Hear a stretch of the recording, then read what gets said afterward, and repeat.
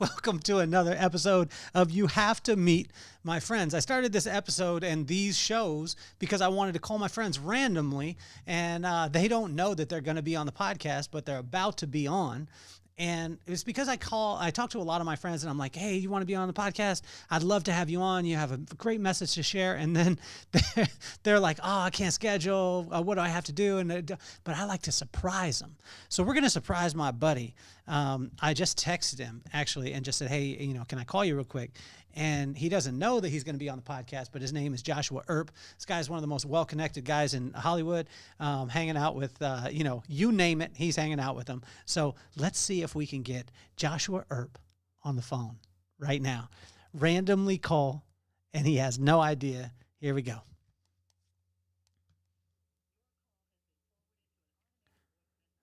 Oh, man. Well, he's not answering on that one. Let's see if we can get, we're going to hook this up to make sure our Bluetooth is working so we can make sure that we can get somebody on. And I have another friend too, which is so funny because Mr. James Dixon has called me like 5 times today and has not answered. He's come back. So let's do this. We're gonna call Joshua Earp again because let's get this guy. Here he goes. He has no idea he's gonna be on the podcast, but this is how cool all of my friends are. Is this the official Kelly Cardenas, or Cardenas, however you want to say it? Because I have multiple friends with that same last name that say it differently. How are you doing, Mr. Kelly? Hey, I'm doing amazing, man. I got to ask you one question, though, right off the bat. Well, only if I can say one thing before you ask the question, which is you never have to ask if I have a minute for you, brother, because I will fucking dedicate as much time as it takes to do anything I can to be of value, service, and contribution. So just always remember that. I'm always here for you, brother. Well, I appreciate it, man. Would you be okay with being on the podcast? I would love to, man. I would be incredibly honored. Usually these types of things I turn down, but you can't say no to Kelly. You could. It would just be highly detrimental to your spirituality, Well, I'm glad to hear that, and all of our listeners are glad to hear that because you're live right now, Joshua Earp, the most I'm live right now. Well, thank God I didn't tell you all the other stuff I was going to tell you. Well, I prefaced it with, honestly, I've never seen a more well-connected guy, but this is the caveat, man, is you don't roll like most people in your position would roll. You roll with your heart first. You connect on a genuine level. Why is that, and how do you continue to do that, man? So why is it? Well, that's a great reason that you're asking the question why, because I was actually just hanging out with Simon Sinek the other day, and he wrote this book called Start With Why, and he's also gave some speeches about it, and he's very humble about it. But essentially, the reason why is so important because people don't buy what you do, they buy why you do it, right? And so and the fact that you're even, number one, have a podcast, but number two, you're asking questions. That's the whole thing. Questions are the answer. The quality of life we live is determined by the quality of questions that we ask to the quality of individuals that we ask them to. And so, you're just shining so bright and you're on such another level, dude. It's just like I don't even know if you're consciously aware of it. You're just naturally awesome, man. So here's the thing. So to answer your question, why do I lead with my heart? Because you have to trust your heart and you have to trust your intuition because they somehow already know what you truly want to become. And we attract who we become. And so if we want to attract higher quality people into our lives, well, then guess what? We have to become a higher quality person ourselves through the utilization of self-discipline. Specifically, as Napoleon Hill says in his book, Outwitting the Devil, we must avoid susceptibility to negative influence through the utilization of self-discipline. And that's why I just got out of a 6-year-long relationship. But because I wanted to avoid the negativity. But here's the thing, guys, is for everyone listening, is success is not what we have, it's who we become. And we can have more than we've got by becoming more than we are. And the way we do that is through self-discipline. The only problem with self-discipline is that the person doing the disciplining is not qualified for the job. So that's why it really helps to have smart, great people, loving people around you like Kelly, because of the fact that he can be sort of like what's known as an accountability partner. And that's very important. And so how do I do it? By focusing internally and becoming the best person you can, because you have to be realistic.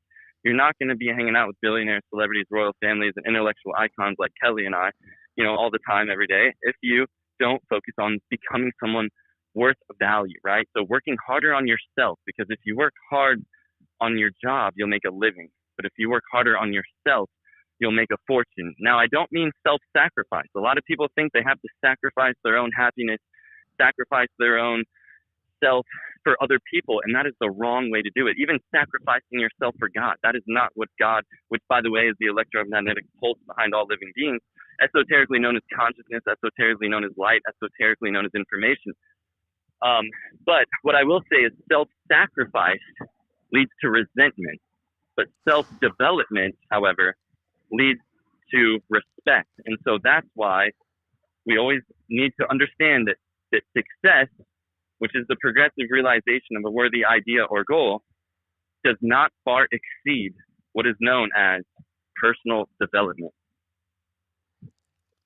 Tell me too, Josh, help me with this, because I brag about you all the time, but I don't think that people they don't really understand. Sometimes they see your highlights, but they don't see all the work that's going into it. Right. So tell me a life in the day of Joshua. Like what'd you do today, man? Well, what did I do today? I made shit happen, bro. I woke up. I was grateful.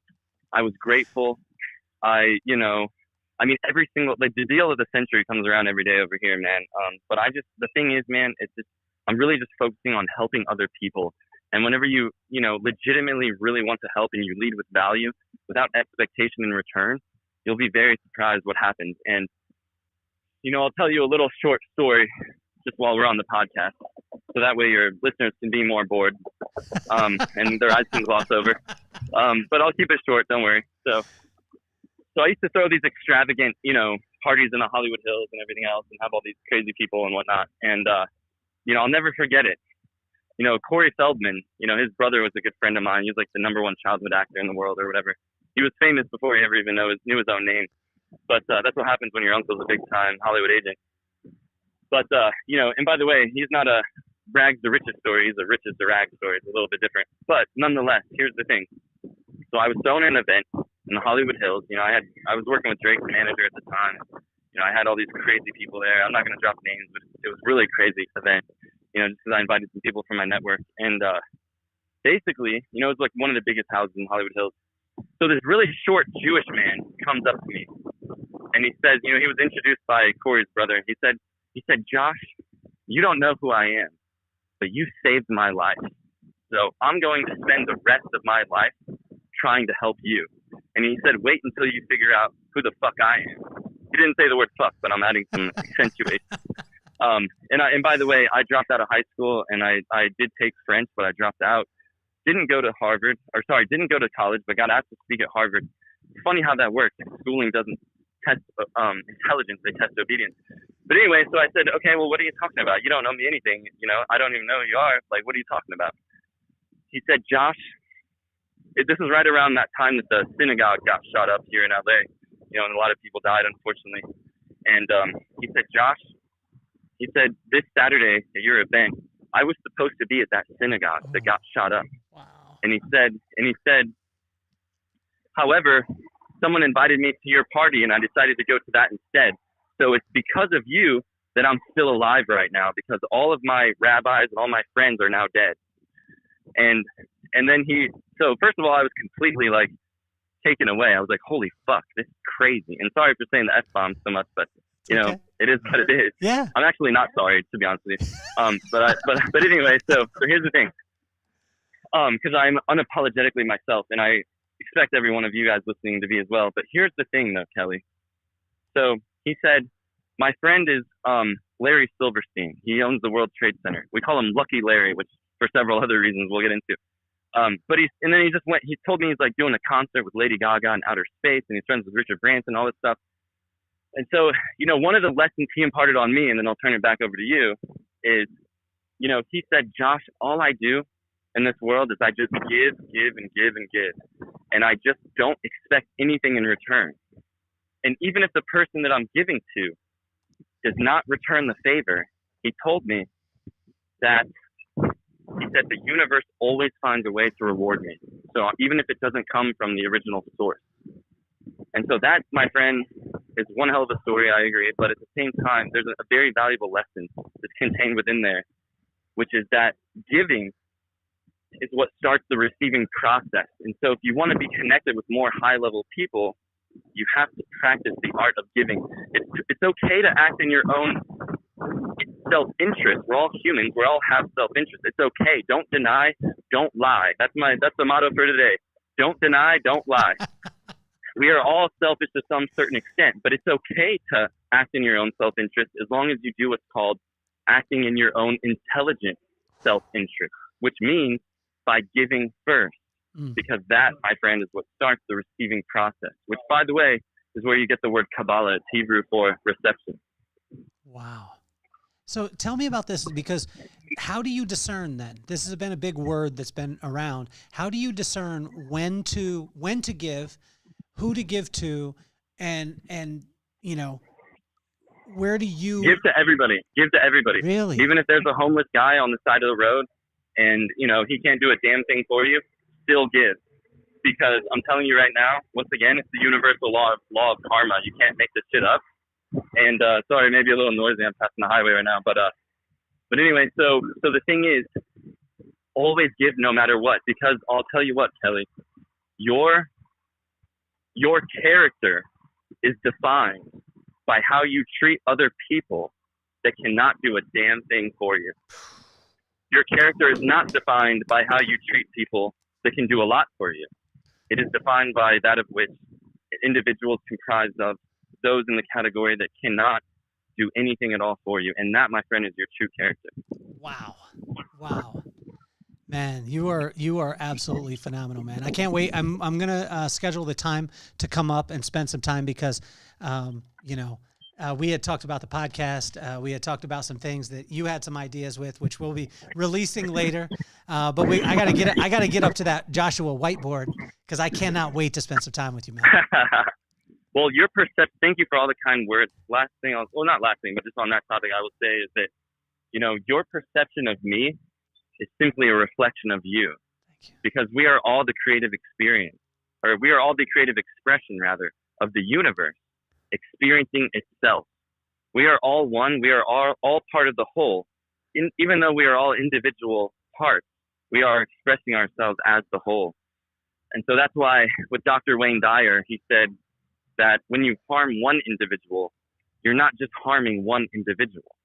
You're harming every individual. You're harming the generic individual, which also comprises of yourself. Wow.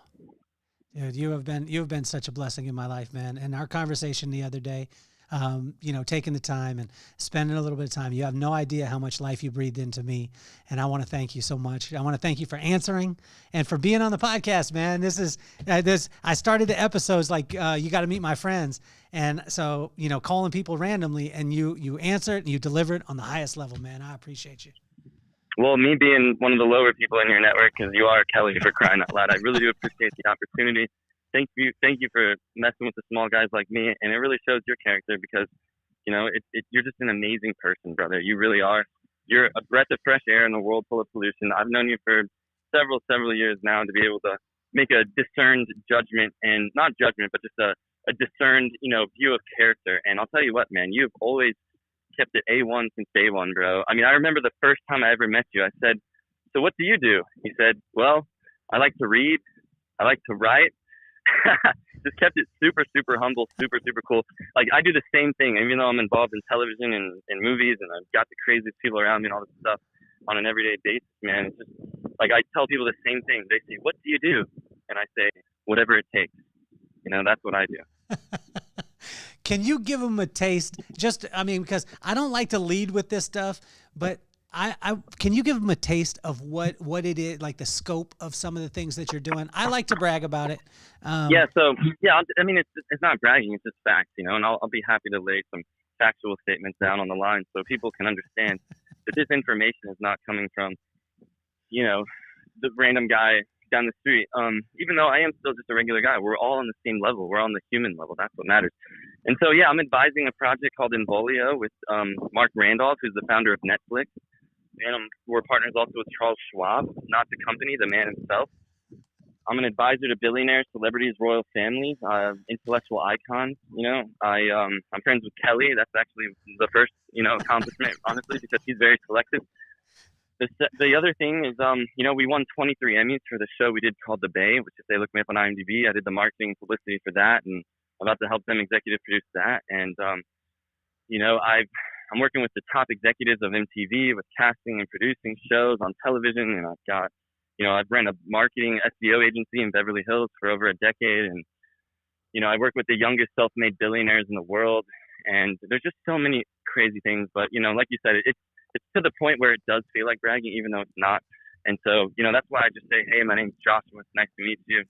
I look forward to being of value, and I just leave it at that, Well, and I love this because for anybody listening, I have to extract these things because where Josh and I first met was playing pool. We were playing pool, just having a good time, talking about life, talking about friends. And again, always leading with his heart. Josh, you are a phenomenal human being, man. And I can't wait to see you, man. Thursdays seem to be good. Am I correct? Absolutely, brother. Well, you know what? So since I am going through a 6-year-long, not divorce because I wasn't stupid enough to get married, but 6-year-long, separation from my significant or less significant other now, I have a lot more time freed up, man. And so I'm a lot more free, Okay. So I'm totally down to make something work for sure. Okay. Well, I'm going to get up there. So I appreciate you, man. You're officially off the hot seat and I love you a ton, man. Well, thank you so much. And yeah, just for anyone, I guess one of the best places to find me is, on Instagram. My Instagram reposts to Facebook, but I just don't really check it that much. But yeah, my Instagram, for anyone interested in following me, is at joshua.earp, E-A-R-P, joshua.earp. And yes, I am related to Wyatt Earp, which is something I forgot to mention, but I don't read history books and I don't watch Netflix very often. So, I don't blame anybody for not knowing who that is, but ultimately, thank you so much for all the kind words. I really appreciate it. I'm very grateful. I can't tell you how grateful I am, man. And, I always say, speaking of gratitude, that, we have to become grateful in order to become great. And I'm just very, enthused, not excited, because that is external. Enthusiasm is internal. That's where you get the word entheos, which means of God, or whatever that universal energy is up there you'd like to call it. And that's why Napoleon Hill wrote an entire chapter in his book, Think and Grow Rich, based on not excitement, based on enthusiasm. And so the thing is, Think and Grow Rich, second best-selling book next to the Bible, changed my life at an early age and created more millionaires than any other book, which was actually a long-form sales letter for his much larger work called The Laws of Success. However, Napoleon Hill borrowed several ideas from Wallace D. Wattles' Science of Getting Rich, which I highly recommend as well. Yes.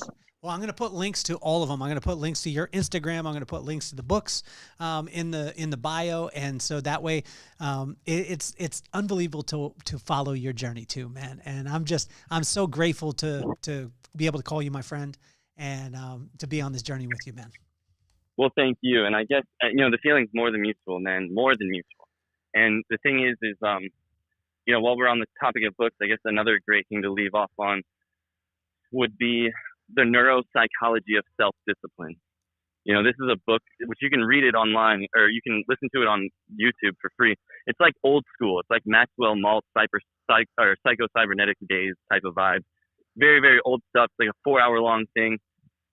Just play it and listen to it while you're working. Play it and listen to it while you're sleeping. Play it and listen to that shit, man, because the neuropsychology of self-discipline explained very clearly, and I'll leave off on this, is that self-discipline not only is the bridge between your dreams and reality, by the way, but self-discipline is the closest thing we can have to a wish-granting fairy godmother.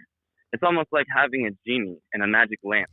As long as we know how to rub it or use it correctly, it can grant our every single wish and desire. And as the neuropsychology of self-discipline states, that when you force yourself to do something you don't feel like doing, when you don't feel like doing it, eventually you will feel like doing it. Wow. Wow. Dude, you're incredible, Josh. I love you, man. I love you too, brother. And I love everyone. I've got love for my fellow man. I love everyone on this call, even though I haven't even met them, because the core of my essence and being is love. And that is what holds the universe together. So thank you very much for the opportunity. I appreciate it. And I know I'm a little over the top, but it's better than being under. Trust me, I've tried both. Hey, I love it, man. That's what it's for. We're getting comments already just saying that they love you. They're thanking you for your words of wisdom, Josh. And like I said, I'm going to have a link in there, and I look forward to having you on this show many, many more times. So when you see that call come through, make sure you answer, bro. Oh, I always do. Do I not? Yes, you do. I love you, Most man. people I don't. Most people I don't answer, but when I see Kelly's name coming across, I have to answer. You know, that's how I feel. I love you, man. You're an incredible human, man. Well, thank you, brother. And it takes one to know one. And you know what? We attract who we become. Everything we've always had or ever had, we have attracted to us by the person we become. And that's why I can say with full confidence that I love your listeners as well, because they were attracted to you by the person you became, which is an amazing individual that's heart-centered and truly wants to help. And that's why we're at where we're at right now. And pardon the Lamborghini is driving by. That's our mutual friend Tonino, by the way, founder of Lamborghini, son or whatever. But anyway, so thank you so much, man. I really appreciate it. I look forward to connecting, being of value. And if anyone does reach out to me, please let me know that you're from Kelly's group, so that way I can attribute and pay respect and dues there, because I really am very grateful and I'm very giving back. So thank you to everyone listening. And thank you, Kelly, for being the awesome person you are. And in the meantime, just don't do anything I wouldn't do. And if you do, just name it after me and I'll be cool with it. I love you, man. You're the best, man. I'll talk to you soon, buddy. Thanks. Well, hey, okay. You're the best. And then there's the rest. Thanks again, buddy. All right, bro. Talk to you soon. Bye-bye. I keep telling you that I have the greatest friends in the whole entire world. That's Joshua Earp. I'm going to have his information on the bio. I'm going to call this young lady, and I want her to answer so bad because she impacted my life in such an incredible way. This is one of well, I'll wait to introduce her to see if she'll actually answer our call. She called me. She called through, and then I'm calling her back. So I'm trying to get her because the impact that this woman has had in my life has been unbelievable. Hi, this is Sylvia Stein. Missed your call. Leave me a message and I'll get back to you. What's up, Willie? Hold on for a second. Yep. Can you hear me? I can. Awesome, man. Are you okay with being on the podcast? I'm on it. I don't have a choice. So those of you listening, this is my best friend since fourth grade, William Howard Simmons. Welcome to the show, brother. Yeah. Thank you. Appreciate it. Hey, I hear that you were a super responsible father yesterday, and tell them what you did. I can't confirm nor deny what I'm about to say, but yeah. Hypothetically, what would you have done yesterday? What I would have done, hypothetically, theoretically, I would have called in a fake dental appointment to my son Daxie's school and pick him up so we can go to the Angel game that started at 1:10 p.m. yesterday. But Willie, I think this is the coolest thing ever because I was thinking about your dad, and for most of the people out there listening, it's Mr. Simmons, or or a pup, as William's mom used to call him. And could you imagine Mr. Simmons, your pop, pulling you out of Crestview and taking you to a Dodger game? Never. But imagine like the generational change. Right. And that's what I was noticing yesterday with the pitcher, the memory that your son is going to have. Now, I'm not talking about the memory. There's a hypothetical memory, but the hypothetical memory that your son will have. Well, obviously the principal is probably going to have a different memory of you. But I mean, to see the joy in that little guy's face, I mean, how was that? Oh, theoretically, it would have been amazing. You know, I would assume he would be very happy and really enjoy himself because he's a huge baseball fan, and any chance to go to the ballpark he would hypothetically not pass it up. Well, I think it's cool too, because with our dads, not to say that they wouldn't have done it, our dads just couldn't do it at the time, right? And so the work that they did, being in the military, serving in the military, the way that they did. Your dad retired from the military how many years? 28. 28 years. Thank you for his service. My pops was in 14 years.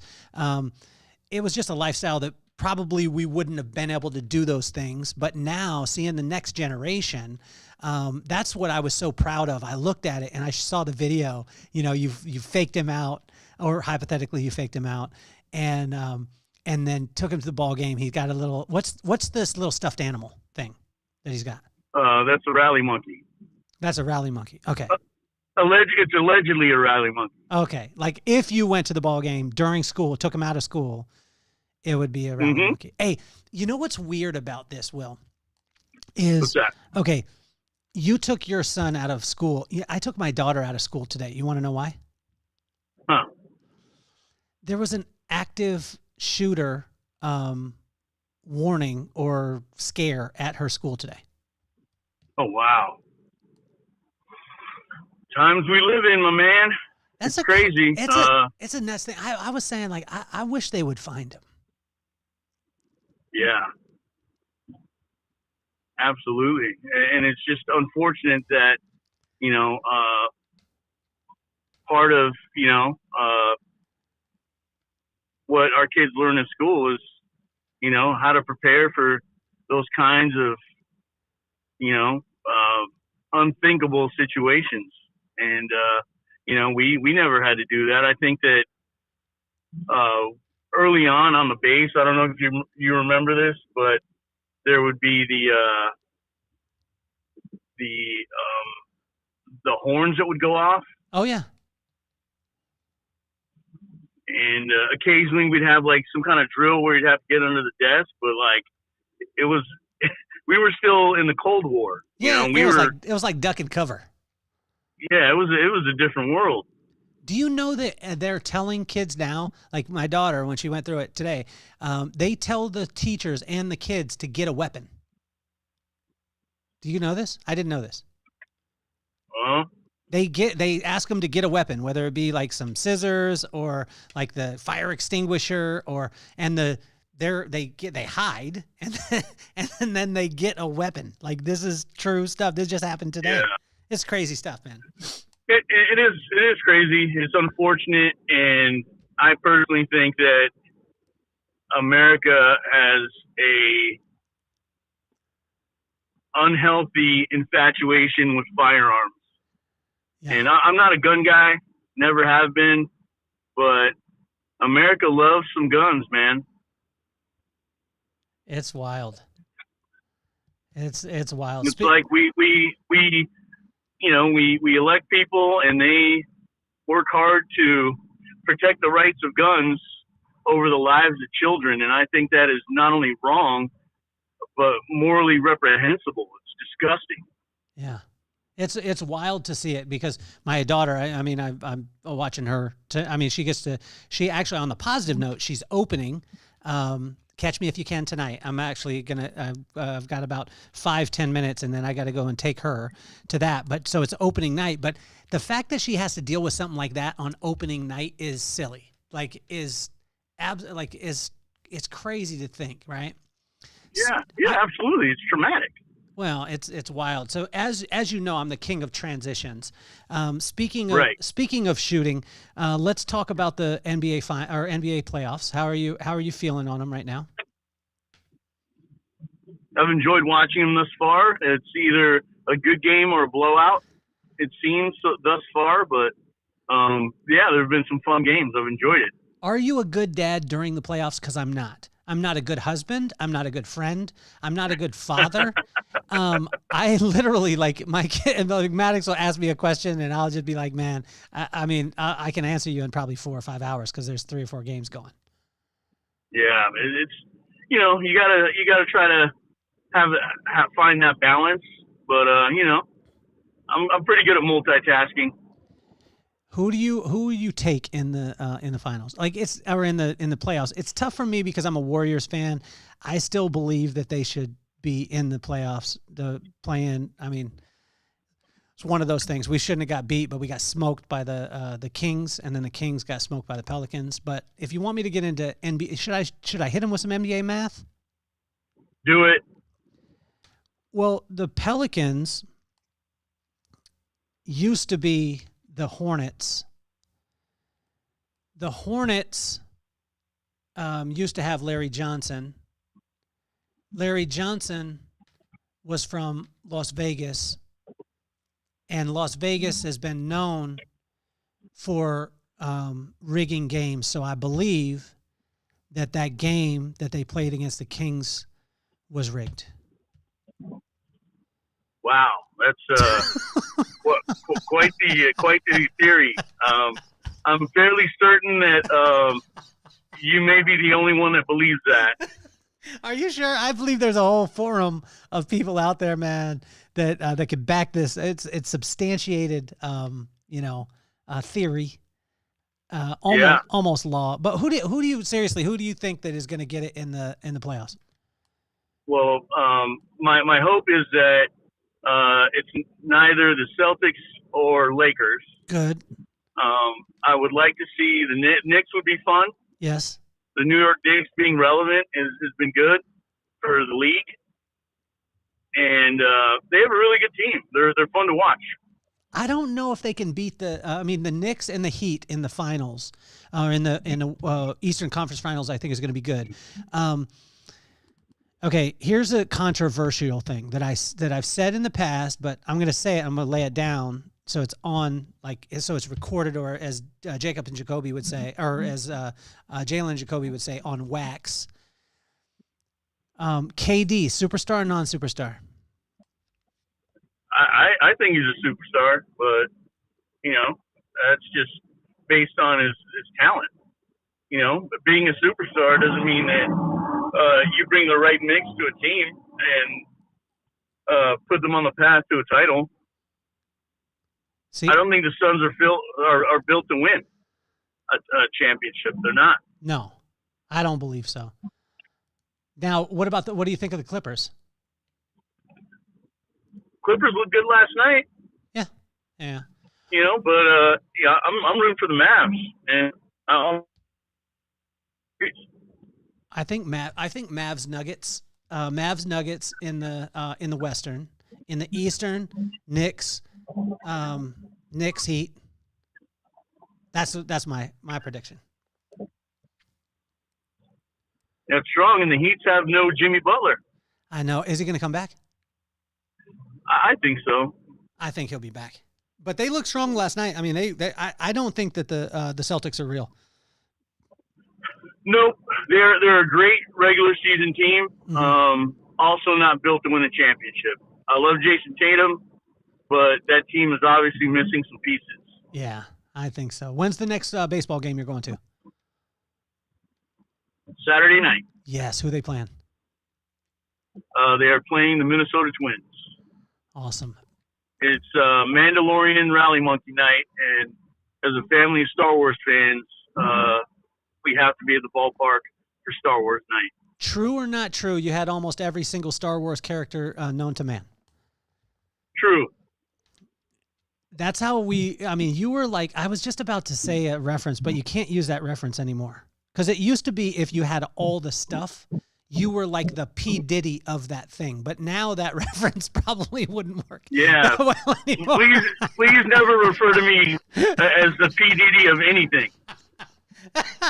Yeah, do not. I don't know that there could be a worse comparison. No. That would actually be like fighting words. You know what I mean? Like back in the day, back in the day, you could say like, "Oh, you are the P Diddy of X," and people were like, "Yeah, I'm balling." You know what I mean?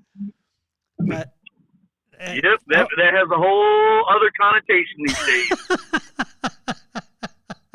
But yeah, I remember, you know, when we would play football in your hallway, you know, with the Star Wars characters, and then I would go home and try and recreate it. But I had all the like the off-brand Star Wars stuff, and the Transformers. Do you remember the ones that I had? We talked about them the other day. I do. I can see them. I can picture them. What were they called? They were called Zybots. Zybots. So wow, man. Yeah, there was the Transformers. You remember that was you. That was you were the P Diddy of Transformers. Yeah, nope. No, I was not the P Diddy of Transformers. Whoever's listeners, no, I was never the P Diddy of Transformers. I just got a picture of you with the Transformers being P Diddy too. No. Yeah, so it'll never go away in my mind. But if you didn't have Transformers, you had GoBots because they were kind of the the little bit ghetto version.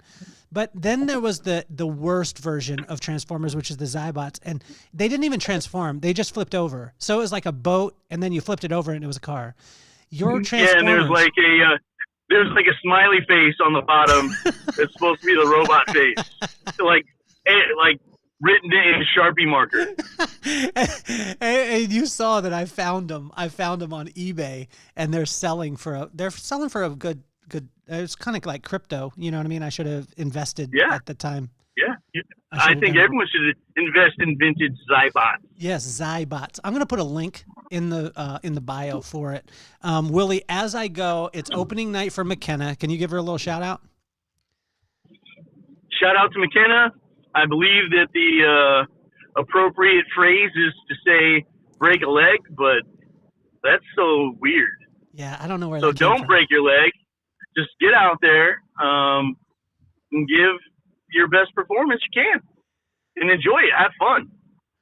Well, Uncle Willie, as my kids know you as, they absolutely love you. I love you more than anything in the world, man. And you know, it means the world to me to have a friend like you. I mean, most people don't have friends for 10 years. I've got a chance to be able to be friends with this young man for over 40 years. We've been best friends and been through the highs, the lows, everywhere in between. And Will, my hat's off to you. I love you to death. I'm going to go and spend time with my daughter and cheer her on at her Catch Me If You Can premiere tonight.